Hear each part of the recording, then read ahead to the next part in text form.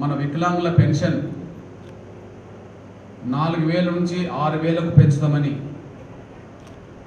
హామీ ఇచ్చిన కాంగ్రెస్ ప్రభుత్వం పూర్తిగా ఆ విషయంలో వైఫల్యం చెందింది.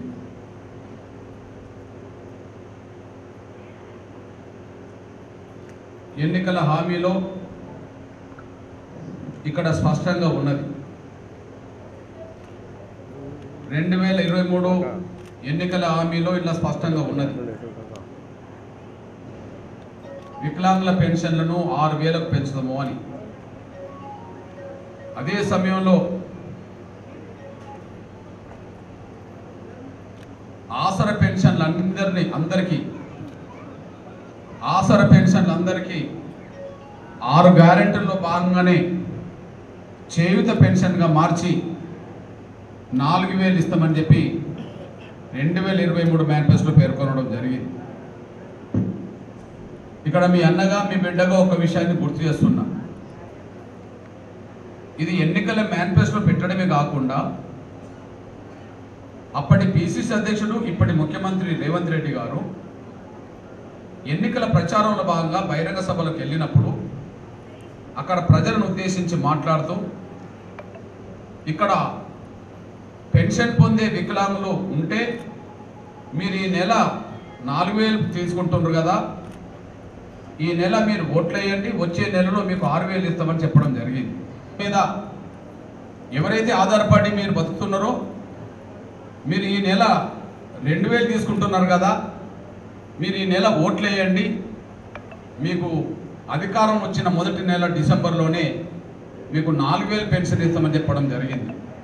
అంటే ఒక్క మాటలో చెప్పాలంటే ఈ నెల ఓట్లు వేయండి, వచ్చే నెలలో మీకు పెన్షన్ పెంచుతామని చెప్పి ఇటు వికలాంగులకు చేయూత పెన్షన్దారులు అనబడుతున్న అందరికీ ఈ హామీ ఇచ్చి ఓట్లు అడిగాడు. సరే, నమ్మిన మన ప్రజలు కూడా కాంగ్రెస్కు ఓట్లేశారు, అధికారం తీసుకొచ్చేశారు. ఇప్పుడు ఒక నెలలోనే పెంచుతామన్న రేవంత్ రెడ్డి గారు ఇప్పటికీ 19 నెలలు గడిచిపోయినాయి. నవంబర్లో ఎన్నికలు జరిగితే డిసెంబర్లో అధికారంలోకి వచ్చిండు. ఇంకొక 4 నెలలు అవుతే మళ్ళీ డిసెంబర్ రాబోతుంది. 2 సంవత్సరాలు కాబోతున్నది. ఇప్పుడు 19 నెలలు దాటింది. రేపు ఆగస్టు మన మీటింగ్ నాటికి 20 నెలలు. ఈ 20 నెలల కాలంలో మనం నష్టపోయింది ఎంత ఒక్కొక్కరిమి? ఈ 20 నెలల కాలంలో మనం నష్టపోయింది ఎంత ఒక్కొక్కరిమి?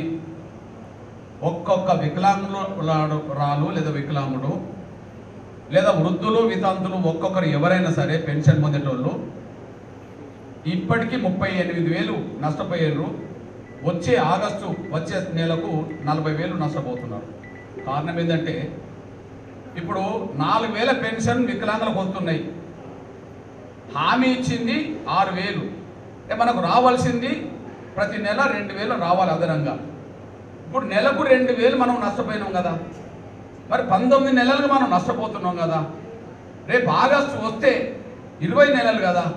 అంటే 20 నెలలు నెలకు 2000 చొప్పున ఎంత నష్టపోయినామంటే ఒక్కొక్కరు 40,000 రూపాయలు నష్టపోయినామనేసి కూడా మీరు మర్చిపోదు. 40,000 రూపాయలు కోల్పోయినాము, అట్లనే నష్టపోయారు.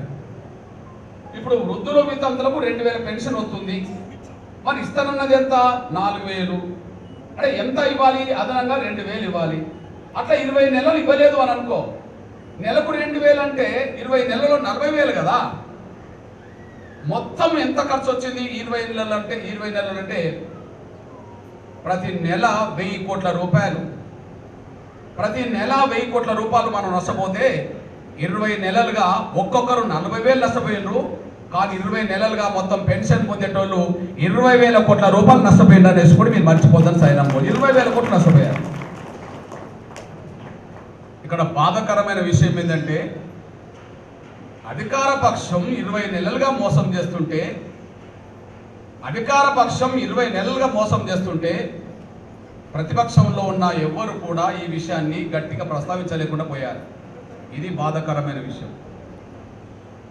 ప్రతిపక్షంలో ఉన్న వాళ్ళు ఎవరు కూడా 19 నెలలుగా వీళ్ళకి పెన్షన్ ఇప్పించే ఒక కార్యాచరణ రూపొందించలేకపోయినరు. పెన్షన్ ఎందుకు ఇవ్వట్లేదని చెప్పి గట్టిగా అసెంబ్లీలో మాట్లాడలేకుండా పోయారు. ఒక కాంగ్రెస్ వాళ్ళు మోసం చేస్తే శాసనసభలో కాంగ్రెసే లేదు, అన్ని పార్టీలు ఉన్నాయి. అన్ని పార్టీలో ఏ ఒక్క పార్టీ బలంగా వీళ్ళ గురించి మాట్లాడింది లేదు. 35,000 కోట్ల రూపాయలు రుణమాఫీ చేయాల్సి ఉంటే 20,000 కోట్లు ఇప్పటికే మేము ఇచ్చామని చెప్పి గవర్నమెంట్ అంటది. అసలు మీరు మొత్తం ఎందుకు ఇవ్వలేదని ప్రతిపక్షం అంటది. కానీ 19 నెలలుగా ఎగ్గొడుతున్న వికలాంగుల పెన్షన్ మీద మాత్రం ఒక్క మాట్లాడాలి. రేవంత్ రెడ్డి గారికి హెచ్చరిక చేద్దాం. ఆగస్టు 10 రేవంత్ రెడ్డి చేద్దాం.